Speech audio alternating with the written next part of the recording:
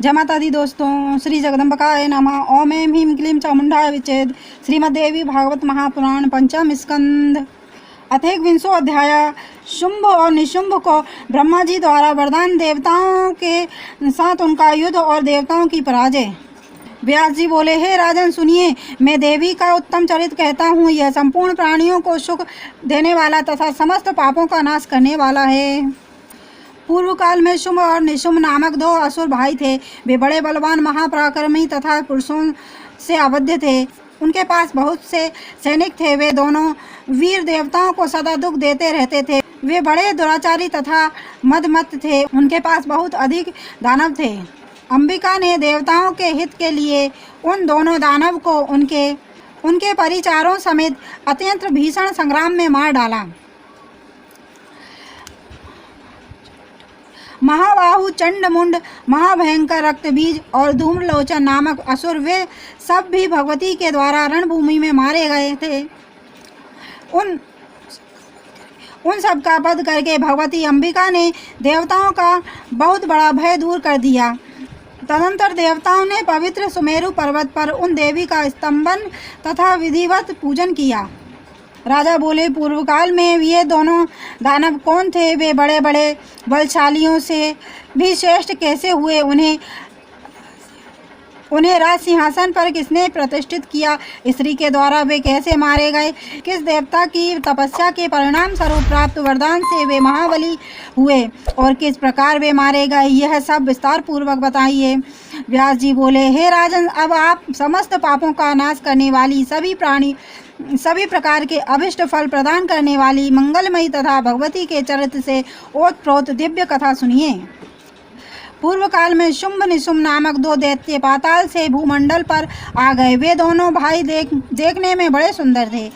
पूर्ण वयस्क होने पर उन दोनों ने जगत पावन पुष्कर तीर्थ में अन्न तथा जल का परित्याग करके कठोर तप आरंभ कर दिया।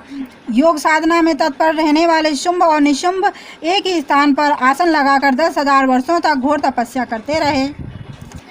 अंत में समस्त लोकों के पितामह भगवान ब्रह्मा जी उन पर प्रसन्न हो गए और हंस पर आरूढ़ होकर वहां आ गए। ध्यानमग्न होकर बैठे हुए उन दोनों को देखकर जगत के रचयिता ब्रह्मा जी ने कहा, हे महाभाग, तुम दोनों उठो। मैं तुम लोगों की तपस्या से परम प्रसन्न हूँ। तुम लोगों का जो भी अभिष्ट वर हो उसे बताओ, मैं अवश्य दूंगा। तुम दोनों का तपोबल देखकर तुम लोगों की अभिलाषा पूर्ण करने के विचार से ही मैं यहाँ आया हूँ। व्यास जी बोले, ब्रह्मा जी की यह वाणी सुनकर समाहित चित्त वाले उन दोनों का ध्यान टूट गया। तब प्रदक्षिणा करके उन्होंने दंड की भांति भूमि पर गिरकर ब्रह्मा जी को प्रणाम किया। तत्पश्चात तप के कारण दुर्बल शरीर वाले दोनों दानव ने ब्रह्मा जी से बड़ी दीनता पूर्वक गदगद वाणी में यह मधुर वचन कहा, हे देव, हे दया सिंधो, हे भक्तों को अभय देने वाले ब्रह्मन, हे विभो, यदि आप हम पर प्रसन्न हैं तो हमें अमर तत्व प्रदान कीजिए। मृत्यु से बढ़कर दूसरा कोई भी भय नहीं इस पृथ्वी लोक में नहीं है। उसी भय से संत्रस्त होकर हम दोनों आपकी शरण को प्राप्त हुए हैं। हे देवेश, आप हमारी रक्षा कीजिए। हे जगतकर्ता, हे क्षमा निधान, हे विश्वात्मा, आप हमारे मरणजन्य भय को शीघ्र ही दूर कीजिए। ब्रह्मा जी बोले, तुम लोगों ने यह कैसा सर्वथा नियम विरुद्ध वरदान मांगा है? तीनों लोकों में किसी के द्वारा किसी के भी लिए यह वरदान सर्वथा अदेय है।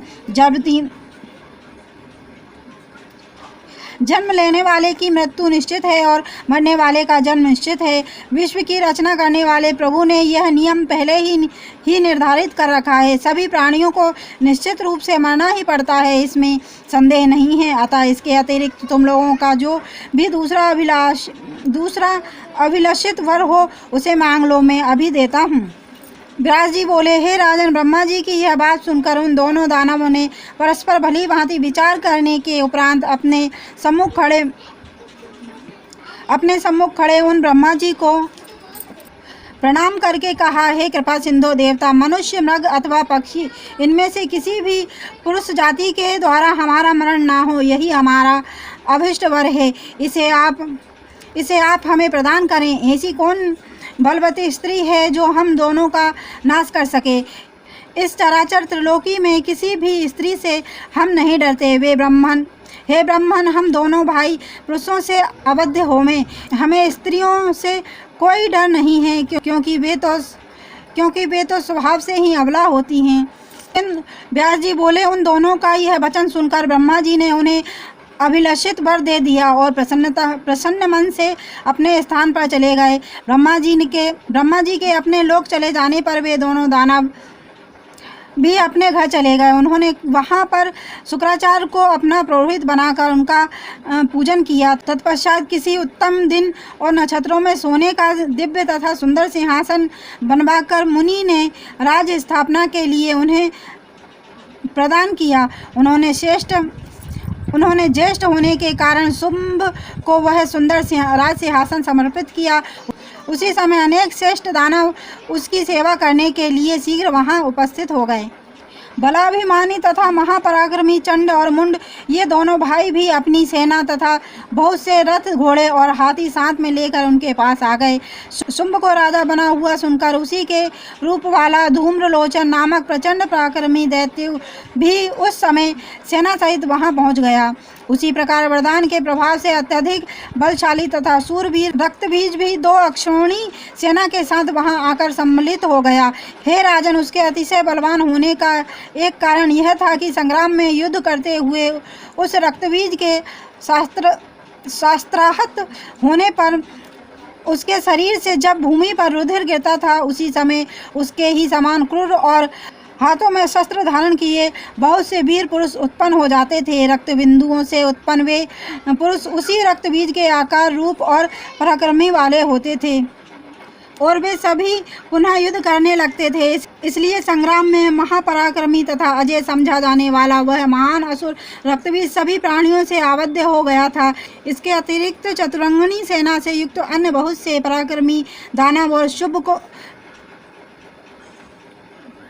दानव भी शुंभ को अपना राजा मानकर उसके सेवक बन गए। उस समय शुंभ और निशुंभ के पास असंख्य सेना हो गई थी और उन्होंने अपने बल के प्रभाव से भूमंडल का संपूर्ण राज अपने अधिकार में कर लिया। तत्पश्चात शत्रु पक्ष के वीरों का संहार करने वाले निशुंभ ने अपनी सेना सुसज्जित करके इंद्र को जीतने हेतु बड़े वेग से स्वर्ग के लिए प्रस्थान किया।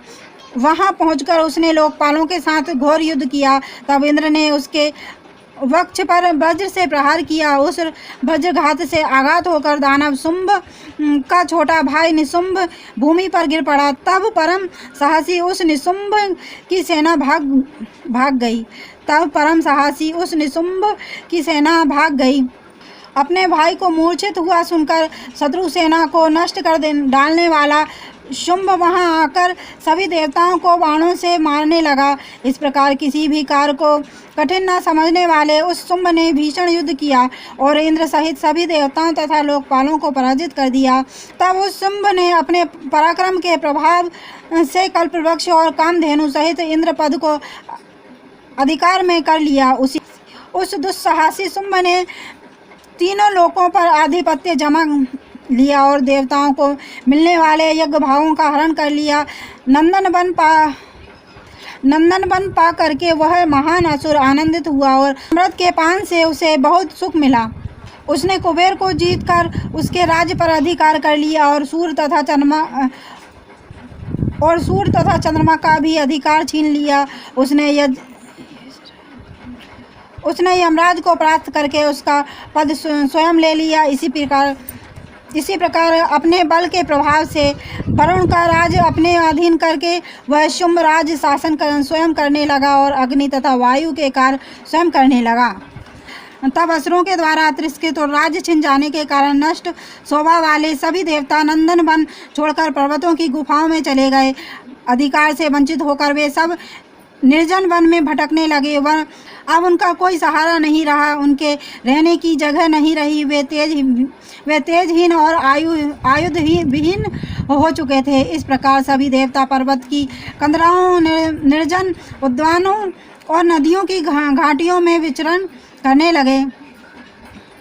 हे महाराज, स्थान नष्ट हो जाने के कारण उन बेचारे लोकपालों को कहीं भी सुख नहीं मिल रहा था और फिर और फिर यह सुनिश्चित भी है कि सुख सदा प्रारब्ध के अधीन रहता है। हे नराधिप बलशाली, बड़े भाग्यवान, महान ज्ञानी तथा धन संपन्न व्यक्ति भी विपरीत समय उपस्थित होने पर दुख तथा कष्ट पाते हैं। हे महाराज, उस काल की गति बड़ी ही विचित्र होती है, जो एक साधारण मनुष्य को राजा बना देती है और उसके बाद राजा को भिखारी बना देती है। वही काल दाता को याचक, बलवान को निर्बल, पंडित को अज्ञानी और वीर को अत्यंत कायर बना देता है। तो अश्वमेध यज्ञ करने के बाद सर्वोत्कृष्ट इंद्रासन प्राप्त करके भी बाद में समय के फेर से इंद्र को असीम कष्ट उठाना पड़ा था। काल की ऐसी विचित्र गति होती है। समय ही मनुष्य को धर्मात्मा तथा ज्ञानवान बनाता है और फिर उसी व्यक्ति को पापी तथा अत्यल्प ज्ञान से भी विहीन बना देता है। अतः काल की इस अद्भुत गति के विषय में कुछ भी आश्चर्य नहीं करना चाहिए। यही काल ब्रह्मा, विष्णु, शिव आदि को भी इसी प्रकार संकट में डाल देता है। बलवान काल के ही प्रभाव से भगवान विष्णु को शुकर आदि योनियों में जन्म लेना पड़ा और शिवजी को कपाली होना पड़ा। इति श्रीमद्देवी भागवते महापुराणे अष्टादशसहस्रस्यां संहितां पंचम स्कंदे शुंभ निशुंभ द्वारा स्वर्ण विजय वर्णनम नाम 21वां अध्याय। और देवी भागवत की महिमा सुनना अगर आपको पसंद है तो चैनल को लाइक एंड सब्सक्राइब करें। धन्यवाद।